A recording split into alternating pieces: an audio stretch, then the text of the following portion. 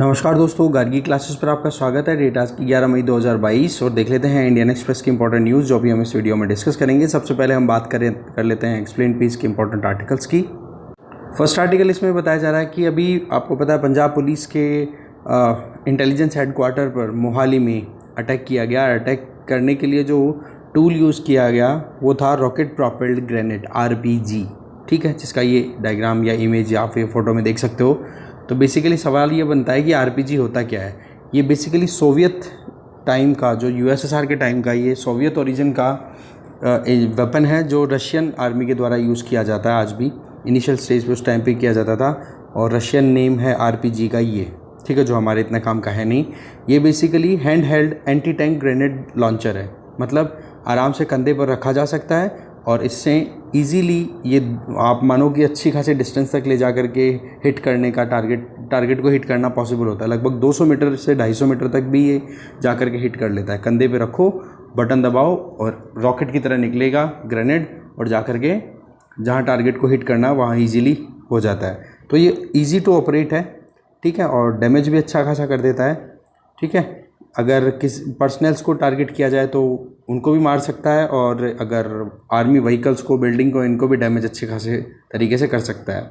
Origin की बात हम ऑलरेडी कर ही चुके हैं। फर्स्ट वर्ल्ड वॉर में पहली बार यूज़ हुआ था ये, ठीक है, फर्स्ट वर्ल्ड वॉर से, और तब से अभी तक ये लगातार यूज़ किया जा रहा है। RPG जो अभी डिटेक्ट हुआ है, उसको डिटेक्शन के बाद में ये पता पड़ा इसका नाम जो है वो है RPG PG-22 नेटो। ये वर्जन है इसका, PG-22 NATO version, okay. Soviet origin का है और वियतनाम कॉन्फ्लिक्ट के टाइम पे भी इसको यूज़ किया गया था।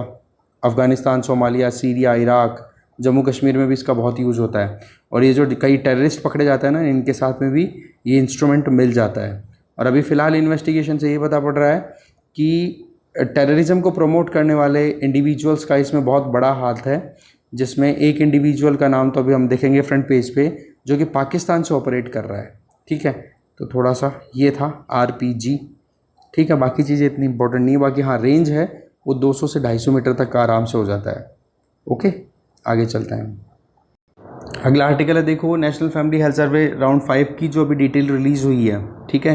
तो उसमें बताया जा रहा है कि इंडिया की अभी भी टोटल पॉपुलेशन का अच्छा खासा हिस्सा, लगभग 50% से ज़्यादा जो लोग हैं इंडिया में, उनकी एज 30 के नीचे है, उम्र 30 से कम है, जो कि पिछले 5 सालों में ज़्यादा कोई चेंजेस नहीं आए हैं। ये एज पिरामिड है इंडिया का, मेल फीमेल की अगर बात करें तो 80% से ज़्यादा, 80+ एज से ज़्यादा पॉपुलेशन कितनी है ये यहाँ पे देख सकते हो।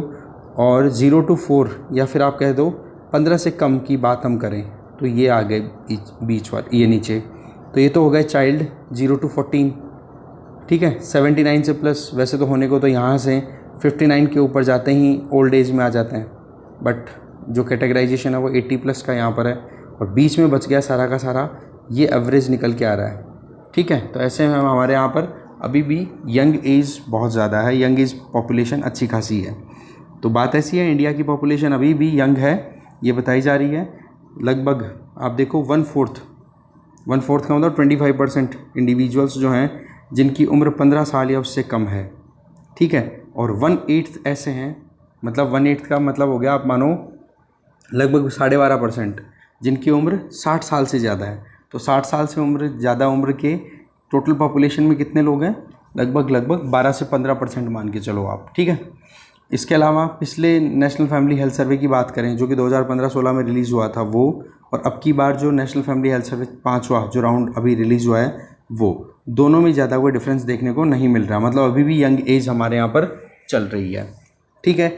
इसके आगे अगर 15 से कम उम्र के बच्चों की हम बात करें, 15 से कम उम्र के जो बच्चों की कैटेगरी में आते हैं, उनमें देखो थोड़ी कमी आई है, 2% पॉइंट की कमी आई है। इसका मतलब क्या हो गया कि पहले 2015-16 में जब ये NFHS का डेटा रिलीज़ हुआ था, उस टाइम पे टोटल पॉपुलेशन का अराउंड 29% हिस्सा 15 साल से कम उम्र के बच्चे हुआ करते थे, जो कि अब कितने रह गए? 27%। इसका मतलब बर्थ रेट पे थोड़ी कंट्रोल हुआ है।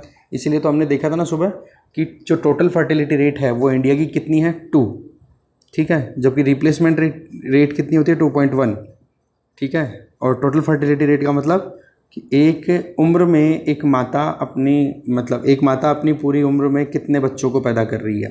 तो एवरेज 2.1 होता है वो रिप्लेसमेंट का मतलब होता है कि यहाँ से जो लोगों की डेथ हो रही है बूढ़े उम्र के साथ में, उन लोगों को रिप्लेस करने के लिए नीचे रिप्रोडक्शन हो रहा है।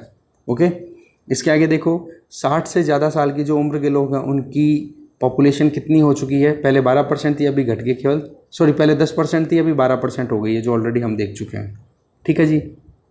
इसके आगे देखें, हमारी पॉपुलेशन का लगभग 52% हिस्सा जो है वो 30 से कम उम्र की हैं ज़्यादातर। ठीक है, जो पहले कितना था 55.5%, जो घट करके 3% घट गया है। ओवरऑल देखिए तो अभी भी यंग एज है, मतलब 30 साल से कम उम्र के लोग कितने हैं हमारे देश में, 30 साल से कम उम्र के 52%। ओके, इसके अलावा देखा जाए इंडिया बिल्कुल टिपिकल डेवलपिंग कंट्री का ट्रेंड शो कर रहा है। जो लाइफ एक्सपेक्टेंसी है वो कम है अभी भी, पर अभी भी पॉपुलेशन है वो लगातार बनी हुई है। हाँ बेशक, यहाँ पर आप देख सकते हो कि 5 से 9 साल के बच्चों का ये ग्राफ देखो, और 0 से 4 साल, इसका मतलब बच्चों की जो बर्थ रेट है वो डाउन हो रही है। ठीक है, और देखा जाए तो पिछले 5 सालों में टोटल फर्टिलिटी रेट है उसमें भी रिडक्शन देखने को मिला, जो ऑलरेडी आप जानते हो। इसके अलावा देखा जाए तो 2015-16 में जो चौथा राउंड आया था नेशनल फैमिली हेल्थ सर्वे का, उसके कंपैरिजन में 2019-20 का 21 का जो डेटा आया है उसमें एक घर में कितने मेंबर्स हैं। पहले एवरेज थे 4.6, अब घट करके 4.4।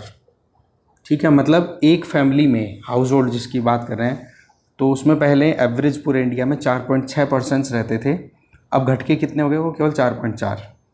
इसके अलावा देखा जाए तो हाउस होल्ड्स की बात करें जिनको लीड करती हैं फीमेल, वो पहले 15% थी, अभी बढ़ कर के 18%।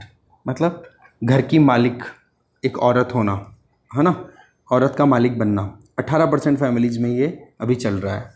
तो इस तरीके से ये भी शो करता है कि कहीं ना कहीं वुमेन लीडरशिप भी आई है फैमिली के पॉइंट ऑफ व्यू से अगर देखा जाए तो। ठीक है, तो ये कुछ पॉइंट्स थे नेशनल फैमिली हेल्थ सर्वे के, इन पे बेस देखो प्रीलिम्स में क्वेश्चन बन सकता है। ठीक है, थोड़ा सा ध्यान से रखना इसको, क्योंकि national family health survey based question बन सकते हैं, कोई बड़ी चीज़ नहीं है। ओके, आगे चलते हैं। नेक्स्ट आर्टिकल है making sense of exchange rate. देखो रुपया और डॉलर कैसे ट्रेड कर रहा है वो आप देखो थोड़ा हिस्टोरिकल पर्सपेक्टिव में। जून 2002 की बात करें तो उस टाइम पर $1 में हमारे रुपए की वैल्यू थी 48.9, मतलब 49 रुपये में $1 मिल जाता था। आज मई 2022 आगे 20 साल हो गए, 77 रुपये से भी ज़्यादा रुपए आपको देने पड़ेंगे $1 खरीदने के लिए। इस रुपए की वैल्यू की डिक्लाइन के पीछे क्या कारण है वो हम सारे जानेंगे, बट उसको समझने से पहले हम बैलेंस ऑफ पेमेंट का जो कॉम्पोजिशन है वो समझते हैं।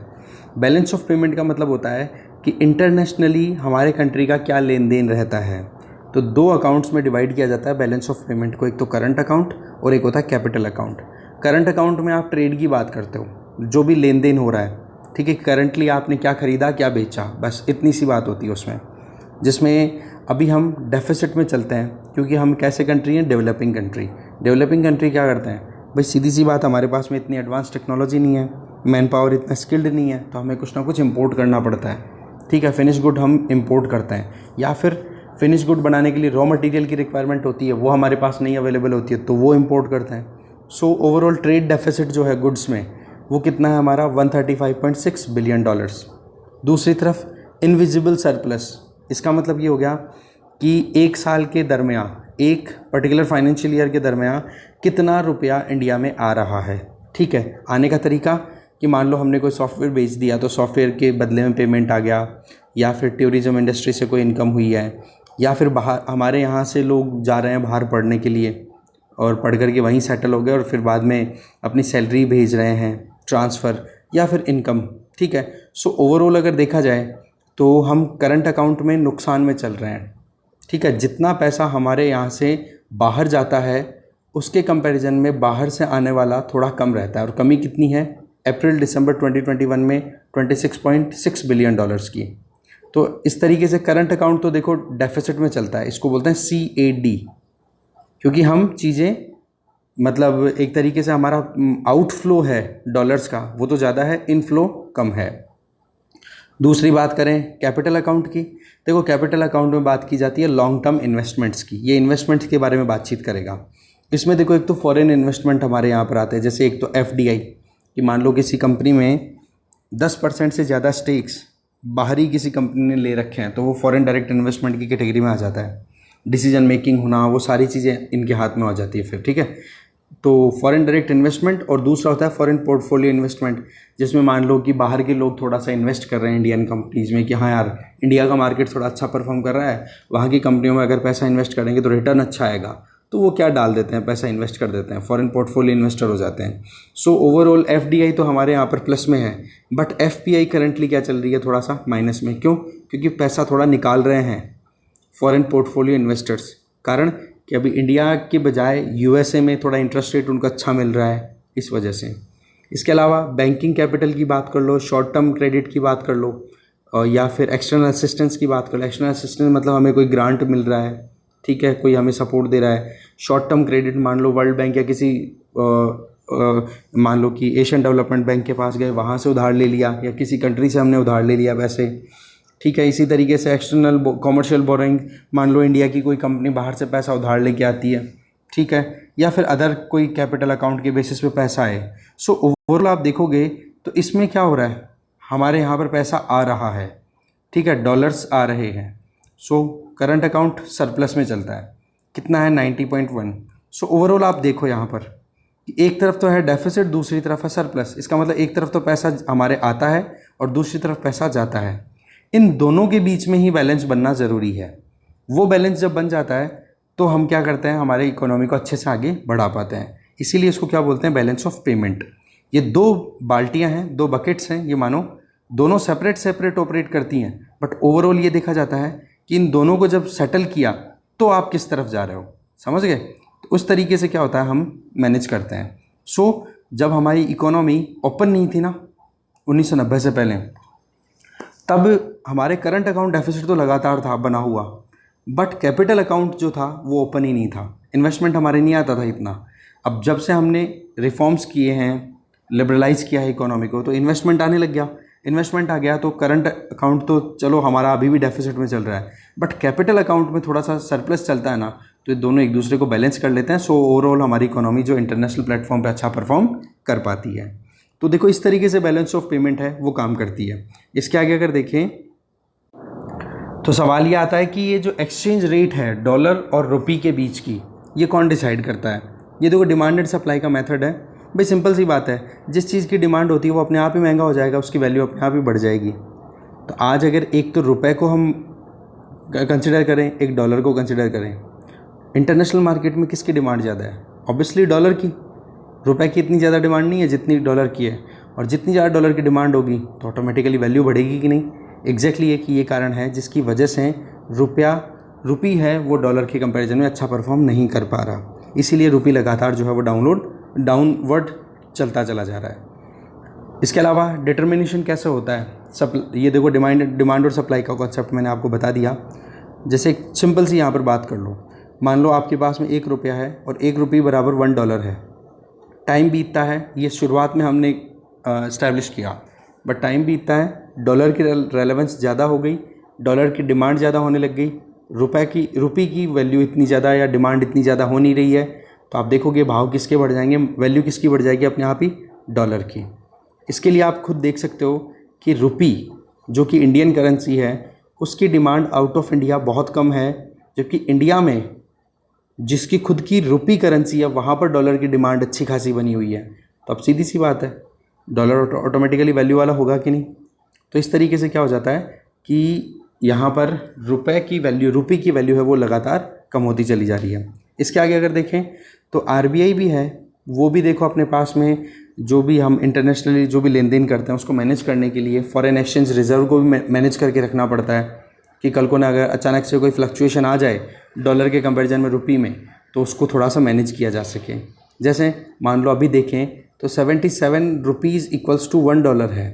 तो अब आरबीआई क्या करेगा कि मार्केट से रुपए को एब्जॉर्ब करने की कोशिश करेगा, क्योंकि एक इसमें कॉन्सेप्ट ये भी होता है कि जिसकी सप्लाई ज़्यादा है उसकी वैल्यू डाउन हो जाती है। भाई सीधी सी बात है, डॉलर की सप्लाई हमारे मार्केट में क्या है, कम है, ठीक है, और जबकि रुपी की लिक्विडिटी बहुत ज़्यादा है, तो इस केस में क्या हो गया, जो चीज़ ज़्यादा क्वांटिटी में मिलती है उसकी इतनी वैल्यू नहीं होती है, ठीक है। तो ऐसे में क्या हो जाता है, आरबीआई क्या करेगा, मार्केट में डॉलर रिलीज़ करेगा और रुपी को एब्जॉर्ब कर लेगा। इससे क्या होगा, डॉलर की क्वांटिटी राइज, रुपये की क्वांटिटी रिड्यूस, तो थोड़ा सा ये जो एक्सचेंज रेट है थोड़ा सा कंट्रोल पॉसिबल हो पाएगा। ठीक है, तो यही कॉन्सेप्ट काम करता है। और बैलेंस ऑफ पेमेंट का ऑलरेडी मैंने आपको बता दिया, दो पार्ट्स में डिवाइड किया जा सकता है। बैलेंस ऑफ पेमेंट क्यों रोल प्ले करता है भाई, सीधी सी बात है, इंटरनेशनली हम एक ओपन इकोनॉमी है। आज हम ट्रेड करते हैं, ट्रेड में आप क्रूड ऑयल इंपोर्ट करते हो फॉर एग्जांपल। अब क्रूड ऑयल इंपोर्ट करते हो तो पेमेंट किस में करोगे आप, डॉलर्स में। अब क्रूड ऑयल महंगा हो रहा है तो आपको और ज़्यादा डॉलर पे करने पड़ेंगे। अब $1 को पहले ख़रीदने में जहाँ 49 रुपीज़ लगते थे, आज 77 रुपीज़ लगते हैं भाई। तो महंगा तो पड़ गया कि नहीं हमारे लिए डॉलर। तो कोई भी चीज़ अगर हम इंपोर्ट करते हैं ना, तो उसके लिए सबसे बड़ी प्रॉब्लम क्या है कि हमें पहले डॉलर परचेज़ करना होता है, फिर बाद में डॉलर्स पे पेमेंट करना होता है। तो ऐसे में आप समझ सकते हो कि कितना महंगा हो गया हमारे लिए। तो इसके लिए हमें क्या करने की ज़रूरत है, ये इंपोर्ट पे डिपेंडेंसी को कहीं ना कहीं रिड्यूस करने की ज़रूरत आ जाती है फिर यहाँ पे। ठीक है, दूसरा, हमारी करेंसी को और ज़्यादा रेलेवेंस मिलनी चाहिए इंटरनेशनली, जिससे कि आज जिस तरीके से हम डॉलर के लिए ये करते हैं ना, डॉलर हमें मिल जाए तो अच्छा रहे। ठीक है, वैसे रुपी मिल जाए तो अच्छा रहे, इस तरीके का बिहेवियर हार्ड करेंसीज़ में कन्वर्ट करने की ज़रूरत है, हार्ड करेंसीज़ की कैटेगरी में लाने की ज़रूरत है रुपी को। क्रूड ऑयल महंगा होता है तो हमें नुकसान है, क्योंकि हमें पेमेंट डॉलर्स में करना होता है, तो डॉलर हमारा जितना भी होता है वो बाहर चला जाता है, फिर शॉर्टेज आ गई डॉलर की, क्या आ गई, वही रुपया मार्केट में घूम रहा है, डॉलर की कमी, प्रॉब्लम होगी कि नहीं। दूसरा, यूएसए जैसे जो डेवलप्ड कंट्रीज़ हैं, उनके सेंट्रल बैंक के द्वारा इंटरेस्ट रेट राइज़ करने के चलते भी हमें बहुत नुकसान होता है। क्यों, क्योंकि हमारे यहाँ पर जो इन्वेस्टर्स इन्वेस्टमेंट लेकर के आते हैं, इन्वेस्टमेंट किस में आता है, डॉलर्स में इन्वेस्टमेंट आता है, तो हमारे कैपिटल अकाउंट सरप्लस में चलता है। ठीक है, अब इन्वेस्टमेंट को वो क्या विड्रॉ करके यूएसए में ले जाएंगे, क्यों कि भाई यूएसए जैसी इकोनॉमी में इन्वेस्ट करने में ज़्यादा फ़ायदा है ना, बजाय कि इंडियन इकोनॉमी में। तो इस केस में फिर हमें नुकसान हो जाता है, तो अगेन रुपी है वो वीक हो जाता है। सो ओवरऑल ये इस तरीके का मैकेनिज्म है वो काम करता है। आप देख सकते हो इंपोर्ट की प्राइस राइज होना, डोमेस्टिक लिक्विडिटी, और आप देख सकते हो कि जो क्रूड ऑयल है वो, या फिर इंटरनेशनली इंटरेस्ट रेट राइज होना अमेरिकन बैंक के द्वारा, इनके द्वारा, तो इसका भी असर हमारे सीधा पड़ता है इसका। ठीक है, और बैलेंस ऑफ पेमेंट की अगर बात करें तो देखो, करंट अकाउंट तो डेफिसिट में रहता है क्योंकि हम एक डेवलपिंग कंट्री हैं, जबकि कैपिटल अकाउंट सरप्लस है, वो सरप्लस उस डेफिसिट को बैलेंस कर देता है। ये चीज़ मैंने आपको ऑलरेडी समझा दी है। सो ओवरऑल देखें तो अभी करंटली क्या है, देखो बात ऐसी है, डेवलपिंग इकोनॉमीज़ में ऐसा होता है जहाँ पर करंट अकाउंट डेफिसिट और कैपिटल अकाउंट सरप्लस रहता है, तो उसको बैलेंस बनाने में पॉसिबिलिटीज़ रहती हैं। पर बाकी और भी बहुत सारे फैक्टर्स हैं। ठीक है, और दूसरा ये कि जब रुपी है, रुपी डिवैल्यूएट हो जाता है, डिवैल्यूएट का मतलब होता है रुपी अगर डॉलर के कंपैरिजन में वीक पड़ गया तो उसमें इंपोर्ट करना तो देखो नुकसान वाली बात हो गई, जो ऑलरेडी हम बात कर चुके हैं। बट एक्सपोर्ट करने वालों को फ़ायदा हो जाता है, क्योंकि अब इंडियन प्रोडक्ट है वो इंटरनेशनल मार्केट में सस्ता बिकेगा। ठीक है ना, तो इससे क्या होता है, जो एक्सपोर्टर्स हैं उनको बेनिफिट हो जाता है। सो इस तरीके से बैलेंस ऑफ पेमेंट है वो काम करती है। आगे चलते हैं, नेक्स्ट आर्टिकल है। देखो, आर्कियोलॉजिकल सर्वे ऑफ इंडिया ने अपनी तरफ से कंसर्न्स रेज किए थे कि अनंतनाग में जो मार्तंड सन टेम्पल है, बोले वहाँ पर पूजा अर्चना करना बोले ठीक बात नहीं है, जबकि ये बिल्कुल ही पुराना टूटा फूटा मंदिर है। बोले यहाँ पर पहले कोई प्रेयर हो नहीं रही थी, तो ऐसे में आपको अलाउ नहीं किया जा सकता। बेसिकली देखा जाए तो आर्कियोलॉजिकल सर्वे ऑफ इंडिया है, ये मिनिस्ट्री ऑफ कल्चर के अंडर आता है। ठीक है, और इसका काम क्या है, मॉन्यूमेंट्स को प्रोटेक्ट करना। तो बेसिकली आपको पता है रिसेंटली क्या हुआ है, ठीक है, कि जो लेफ्टिनेंट गवर्नर हैं कहाँ के, जम्मू कश्मीर के, वो अनंतनाग के मार्तंड सन टेम्पल में गए और वहाँ पर पूजा अर्चना की उन्होंने। तो इस चीज़ को लेकर के आर्कियोलॉजिकल सर्वे ऑफ इंडिया ने अपनी तरफ से ऑब्जेक्ट कर दिया, बोला आप इस तरीके से वहाँ पे वर्शिप नहीं कर सकते। क्यों नहीं कर सकते, इसके पीछे कारण क्या है। देखो, एक तो आर्कियोलॉजिकल सर्वे ऑफ इंडिया के द्वारा जितने मॉन्यूमेंट्स प्रोटेक्टेड हैं, उन मॉन्यूमेंट्स में से कुछ तो ऐसे हैं जहाँ पर वर्शिप ऑलरेडी होती आई है, कई सालों से होती आई है, और कुछ ऐसे हैं जहाँ पर कोई रिलीजियस रिचुअल या फिर कोई भी प्रेयर वहाँ पर नहीं होती। तो उन्हीं में से एक था ये sun temple, Martand sun temple. तो बोलो वहाँ पर आप इस तरीके से पूजा नहीं कर सकते हो अगर वहाँ पर पूजा पहले से नहीं हो रही है तो। ठीक है, इसके अलावा देखा जाए तो लगभग 3691 के लगभग सेंट्रली प्रोटेक्टेड मॉन्यूमेंट्स है जहाँ पर आप देख सकते हो कि पूजा अर्चना से संबंध रह सकता है। तो उनमें से केवल 820 ही ऐसे हैं जहाँ पर वर्शिप होती है, मतलब 3691 का केवल 1/4। ठीक है, 25% के लमसम ही ऐसे हैं जहाँ पर वर्शिप हो रही है, बाकी वर्शिप कंडक्ट नहीं होती है। और उन्हीं में से मार्तंड सन टेम्पल था। बट वही चीज़ है कि प्रॉब्लम हो गई। प्रॉब्लम तो मतलब ये वर्शिप वहाँ पे कंडक्ट कर दी, पहले तो कुछ इंडिविजुअल्स गए थे, फिर उसके बाद में गवर्नमेंट लीडर्स चले गए, उन्होंने पूजा कर दी। तो इस तरीके से बोले गलत चीज़ है। इसके आगे बताया जा रहा है कि सन, ये जो मार्तंड सन टेम्पल है, ये देखो बनवाया गया था ललितादित्य मुक्तपीड़ा के द्वारा, ठीक है। और फिर उसके बाद में इसको तोड़वा दिया गया था। ये 8th सेंचुरी में बनवा दिया था ललितादित्य ने, ठीक है। फिर इस टेम्पल को डिस्ट्रॉय किया था 14th सेंचुरी में, जब टर्क्स का इन्वेजन हो गया था सिकंदर शाह मीरी ने, ठीक है। तब से ये रिमेन्स ही बचे थे। और फिर आर्कियोलॉजिकल सर्वे ऑफ इंडिया ने इसको प्रोटेक्शन में ले लिया था, अपने अंडर में ले लिया था, जो प्रोटेक्शन अभी कंटिन्यू है, पर वहाँ पर प्रेयर्स नहीं होती थी। अच्छा, ऐसे मॉन्यूमेंट्स जहाँ पर प्रेयर होती है, जिसमें ताजमहल आगरा में, अभी भी हर फ्राइडे को वहाँ पर नमाज़ पढ़ी जाती है, पर बोलो वो 400 सालों से लगातार प्रोसेस है, इसलिए वहाँ पर कोई ऑब्जेक्शन वाली चीज़ नहीं है। इसके अलावा दूसरे जो नोटेबल मॉन्यूमेंट जहाँ पर देखा जा सकता है कि पूजा होती है, जैसे हिंदू टेम्पल है दयाराम फोर्ट में एक हिंदू टेम्पल है हाथरस में, वहाँ पे 3 मॉस्क है कन्नौज में, बोलो वो भी मॉन्यूमेंट्स है, पर वहाँ पर प्रेयर आराम से होती है। रोमन कैथलिक चर्च है मेरठ में, वहाँ पर भी अभी भी आराम से प्रेयर्स हैं वो अलाउड है। नीला मॉस्क है, हौज खास विलेज है। इसी तरीके से ब्रजेश्वरी देवी टेम्पल हिमाचल प्रदेश के चंबा में, वहाँ पर भी बोला पूजा पूरी अच्छे से अलाउड है। बुद्धिस्ट मोनेस्ट्री जो कि लद्दाख में है, वो भी मॉन्यूमेंट ही है, ASI ही प्रोटेक्ट करता है, बट वहाँ पर प्रेयर्स कंटिन्यू है, तो रोका नहीं जा रहा है वहाँ पे। सो ओवरऑल बात क्या आ रही है कि भाई ASI के अंडर में वो मॉन्यूमेंट जहाँ पर पूजा अर्चना पहले से कंटिन्यू हो रही है, वहाँ बोले वहाँ पर ऑब्जेक्शन का इशू नहीं है। जहाँ पर हो ही नहीं रही है वहाँ पर आप करते हो तो बोले ऑब्जेक्शन वाली बात हो जाती है, ठीक है। इसके अलावा आप देख सकते हो श्रीनगर वाले एरिया की बात करें तो कठुआ में बिल्लावर टेम्पल है, एक शंकराचार्य टेम्पल है, और इसी तरीके शंकराचार्य टेम्पल है, शंकर भगवान का टेम्पल है वहाँ पर श्रीनगर में, ठीक है। इसके अलावा पथार मस्जिद, बोले यहाँ पर तो पूजा अर्चना अलाउड है क्योंकि यहाँ पर पहले से होती आई है, ठीक है। इसके आगे अगर देखा जाए परमिशन की बात है तो देखो आर्कियोलॉजिकल सर्वे ऑफ इंडिया के हिसाब से ये कहना है कि ancient monument and archaeological sites and remains rule 1959 के हिसाब से अगर देखें तो रूल 7(1) क्या कहता है कि किसी भी प्रोटेक्टेड मॉन्यूमेंट में कोई भी मीटिंग, कोई भी रिसेप्शन, पार्टी, कॉन्फ्रेंस, एंटरटेनमेंट कुछ भी नहीं ऑर्गेनाइज किया जा सकता, छोड़ करके एक कंडीशन। वो कंडीशन क्या है? अगर आपके पास में लिखित में सेंट्रल गवर्नमेंट से अप्रूवल लिया हुआ है तो बोले जो जम्मू कश्मीर के लेफ्टिनेंट गवर्नर हैं इन्होंने लिखित में परमिशन नहीं ले रखी थी, ये चीज़ है पूरा मुद्दा। और पूजा बोलो करनी थी तो सेंक्टम सेंक्टोरियम में करते, मेन जो गर्भगृह था वहाँ पर करते, पर बोलो ओपन प्लेटफॉर्म पे इन्होंने पूजा की। इस तरीके का ऑब्जेक्शन यहाँ पे हाईलाइट हो रहा है। तो कुछ चीज़ें हमें देखनी थी, आगे चलते हैं। फ्रंट पेज पे कुछ खास नहीं है, बस केवल नज़र डालनी है। श्रीलंका में तो आपको पता है क्राइसिस क्या चल रहा है, हालत ही ख़राब हो रही है। महिंदा राजपक्षे फैमिली तो देखो बच करके निकल चुकी है, गोटाबाया राजपक्षे हैं, उनका हाल हो रहा है ख़राब प्रेसिडेंट साहब का।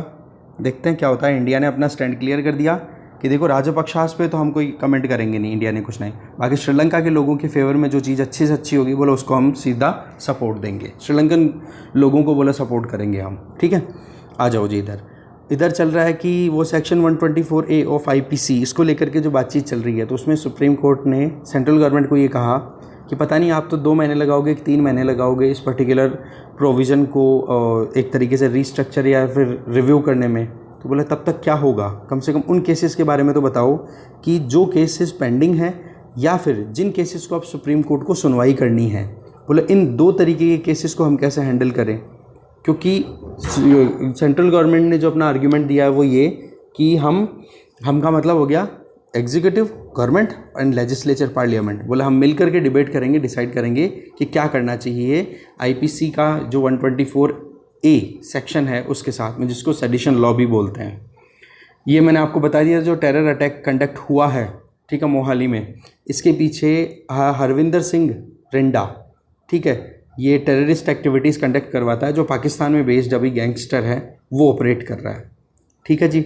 इसके आगे हम देखें तो मिनिस्ट्री ऑफ होम अफेयर्स में कुछ ऐसे स्टाफर साथ लगे हैं, इन पे सस्पेक्टेड डाउट है कि उन्होंने ज़बरदस्त करप्शन किया है।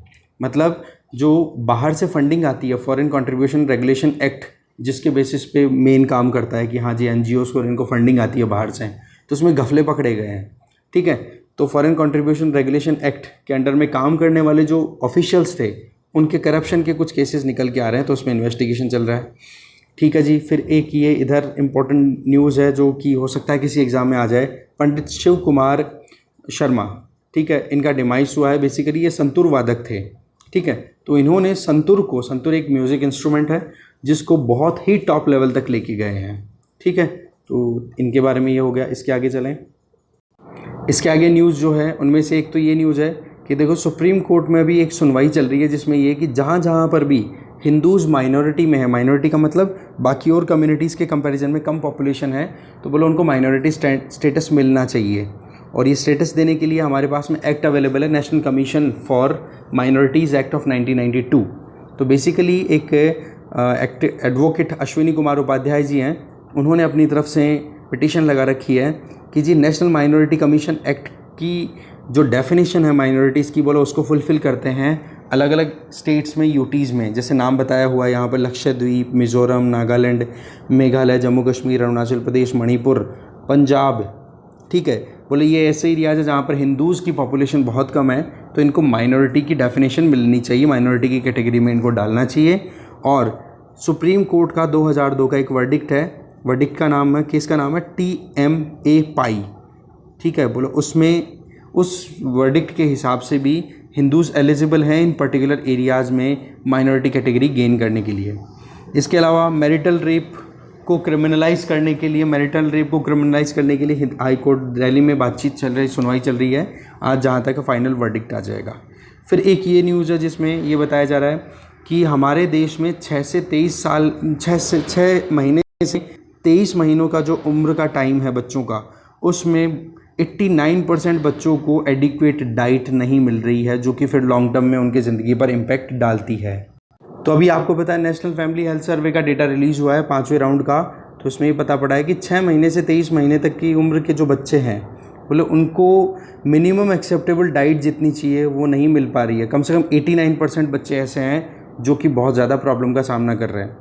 इनमें से देखा जाए तो मेघालय एक ऐसा स्टेट है जो कि बढ़िया परफॉर्म कर रहा है कि वहाँ पर जो 6 से 23 महीने के जो बच्चे हैं, उनमें से 28.5% ऐसे बच्चे हैं जिनको कि डाइट एडिक्वेट मिल रही है, ठीक है। सबसे बुरा हाल कहाँ का है? यूपी और गुजरात का। हर 100 बच्चे जिनकी उम्र 6 से 23 महीनों के बीच में है, उन बच्चों में से केवल 5.9 अराउंड 6% बच्चे ही ऐसे हैं जिनको एडिक्वेट डाइट मिल रही है यूपी और गुजरात में। बाकी बचे हुए 94% बच्चे जो हैं उनको प्रॉपर खाना नहीं मिल रहा है, प्रॉपर डाइट नहीं मिल रही है WHO के हिसाब से, जो डिफाइंड कैटेगरी है उसके हिसाब से। इसके अलावा 10 दूसरे स्टेट्स की बात करें जिसमें असम, वहाँ पर केवल 7.2% बच्चे ही हैं जिनको अच्छा खाना मिल रहा है। राजस्थान 8.3%, महाराष्ट्र 8.9%, आंध्र प्रदेश 9%। ये वो स्टेट्स हैं जो बहुत ही फिसड्डी परफॉर्म कर पाए हैं। टॉप 5 स्टेट्स में मेघालय तो आपको पता ही है। मेघालय के अलावा सिक्किम में भी लगभग 23.8% बच्चे जिनकी उम्र 6 महीने से 23 महीने के बीच में है, उनको एडिक्वेट खाना मिलता है। केरला में ठीक है, लद्दाख में ठीक है, और पुदुचेरी में भी ठीक है। अब देखा जाए तो भाई बात ऐसी है कि फूड इंटेक अगर अच्छा होता है बच्चे का तो ठीक रहता है। फिर क्या होता है कि वो बीमारी से लड़ने की क्षमता भी आती है, डेथ रेट भी कम हो जाती है, माइक्रोन्यूट्रिएंट डेफिसिट भी नहीं होती।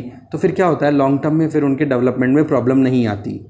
अब ये बच्चे हैं 6 महीने से 23 महीने, मतलब 6 महीने से लेकर के 2 साल तक की उम्र की हम बात कर रहे हैं। ओवरऑल ये 1000 दिन होते हैं। इन 1000 दिन में जो भी इंटेक जाता है ना एक बच्चे की बॉडी में, वो उनकी पूरी लाइफ पे इम्पैक्ट डालता है। और ये कमी का कारण क्या बताया जा रहा है? पहला कारण तो गरीबी, दूसरा कारण बताया जा रहा है कि न्यूट्रिशियस फूड इंटेक एक्सेस नहीं हो पा रहा है, जैसे सीरियल हैं, फ्रूट्स हैं, वेजिटेबल है, एग्स हैं।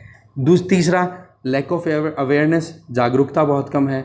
इसके अलावा लो एजुकेशन लेवल है। ये कई कारण हैं जिसकी वजह से प्रॉब्लम आती चली जा रही है। और फिर आपको पता ही है स्टंटिंग की प्रॉब्लम होने लग जाती है बच्चों में मालनरिशमेंट के चलते। स्टंटिंग का मतलब क्या हो गया? उम्र के हिसाब से हाइट का ना बढ़ना। वेस्टिंग का बात करें तो हाइट के हिसाब से वज़न का ना बढ़ना। 5 साल की उम्र गेन कर ली बच्चे ने पर वज़न गेन नहीं हो पा रहा है, तो अंडरवेट वाली प्रॉब्लम आ जाती है।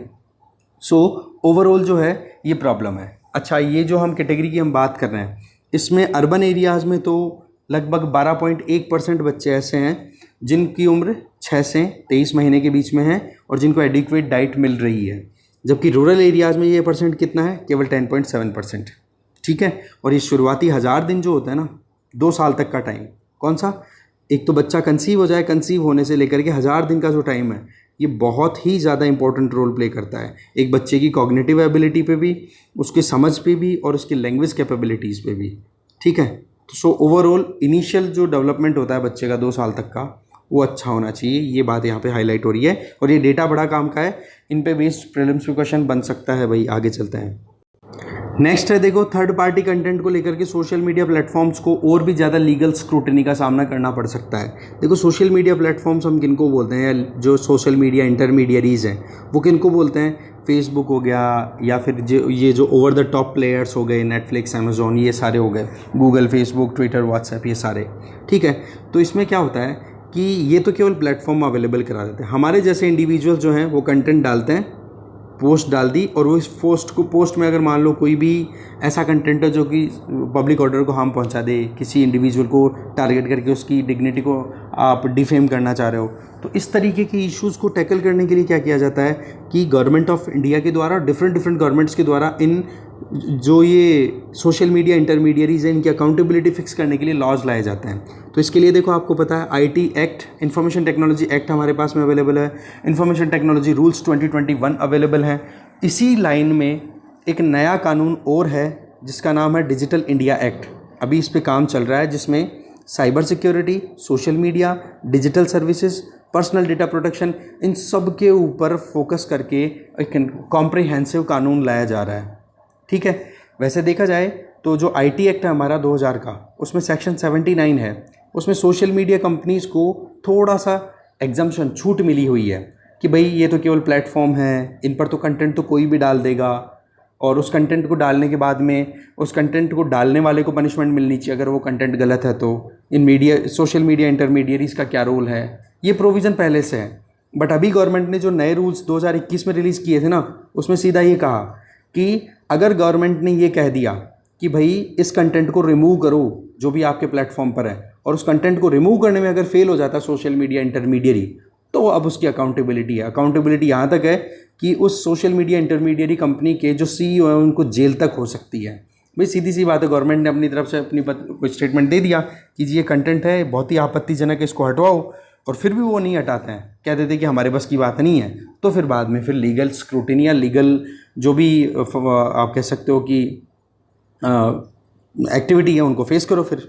ठीक है, सो ओवरऑल ये बात बताई जा रही है, और ग्लोबली हो रहा है, ऐसा नहीं कि केवल इंडिया में हो रहा है, यूके, फ्रांस, मतलब यूरोपियन यूनियन में भी हो रहा है, यूके में भी हो रहा है, ऑस्ट्रेलिया में भी हो रहा है, हर जगह पे, क्योंकि बहुत ज़्यादा पावरफुल हो चुकी हैं ये सोशल मीडिया इंटरमीडियरीज। पर वही चीज़ है कि एक हेट स्पीच या हेट्रेड को फैलाने का अगर कोई काम हो रहा है तो उसको तो रोकना ज़रूरी हो ही जाता है। सो ओवरऑल ये कानून है, ओपिनियन नहीं दे रहा हूँ, सॉरी मैं। ठीक है, सो ओवरऑल पॉइंट है कि ये अभी अलग अलग जगहों पे चल रहा है इस तरीके से। ठीक है जी, आगे चलते हैं। और आज का लास्ट न्यूज़ है वो ये कि फोटोग्राफ जर्नलिस्ट कैटेगरी में इंडिया के 4 फोटोग्राफर्स को पुलित्ज़र अवार्ड दिया गया है। ठीक है, वो 4 अवार्डी कौन कौन है? अदनान आबिदी, अमित दवे, और इसके अलावा सना इरशाद मट्टू और दानिश सिद्दीकी। ठीक है, दानिश सिद्दीकी जो कि अभी नहीं है इस दुनिया में, डिमाइस हो गया इनका। सो ओवरऑल देखा जाए तो पुलित्ज़र प्राइज़ 2022 से इनको ऑनर किया गया है। ठीक है ना, तो इस डिस्कशन में जो भी कंटेंट था वो हमारा यहीं ख़त्म है। Thank you very much.